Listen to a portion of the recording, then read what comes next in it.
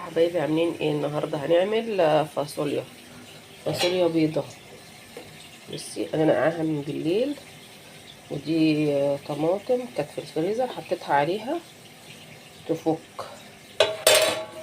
وهنا فول، بعمل فول مدمس. بقى انا عملت بصل اللي هو الجوانح ده عشان احط عليها الوراك دي انا غسلاها واحط عليها ملح وليمون ونقطه خل، ماشي، عشان اغسلها كويس من الزفاره. هنعمل حاجه ايه عاديه، مش لازم جنب الفاصوليا لحمه بشوربه او فراخ بشوربه، لا، هعملها ببصله. هنا حطيت ملح وفلفل وسبع بهارات وكمون، قصدي مش كمون، لا اوعي تحطي كمون، قرفه وفلفل اسود وملح وسبع بهارات بس. عايزه تحطي ورق لورا ماشي، عايزه تحطي حبهان مستكه، ادي بقى تجويد من عندك زياده. يعني الحاجات العاديه اللي انا حطاها اللي هو الملح والفلفل بتاعنا والقرفه وسبع بهارات. همسك البصلايه ادعكها جامد، وبعد كده احط الوراك دي، احطها هنا واتبلها بيها واولع عليها. الوراك خلصت اهي، بصي هسيبها شويه نص ساعه كده وبعد كده اولع عليها.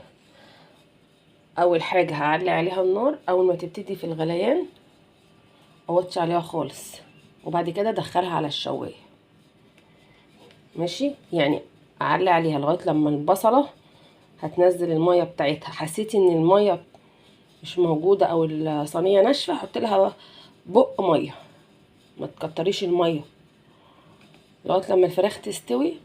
بعد كده احطها في الشوايه. بصي هنا الفاصوليا اهي، بصي نطت في وشي، استوت.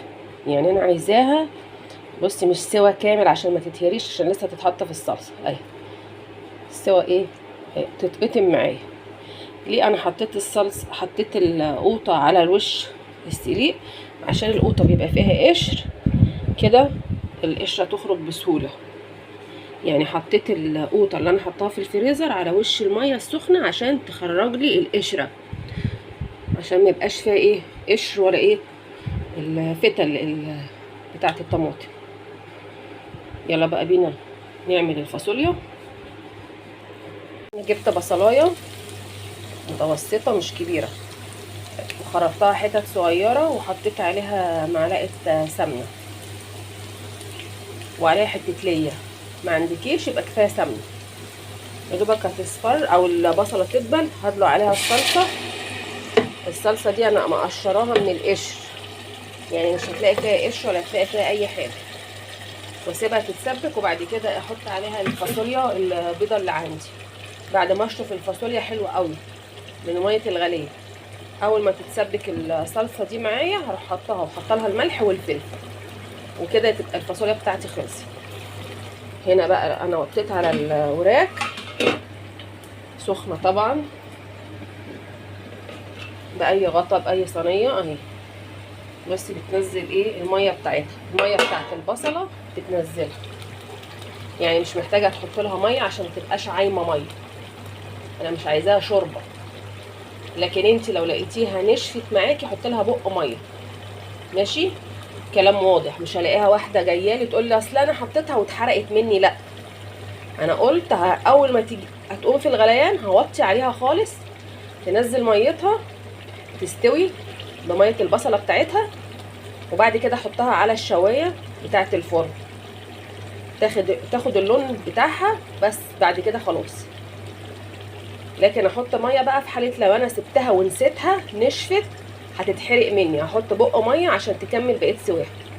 واضح الكلام؟ واضح لحد كده. انا هسيب الصلصه تتسبك واشطف الفاصوليا كده. الفراخ اهي خلصت معايا.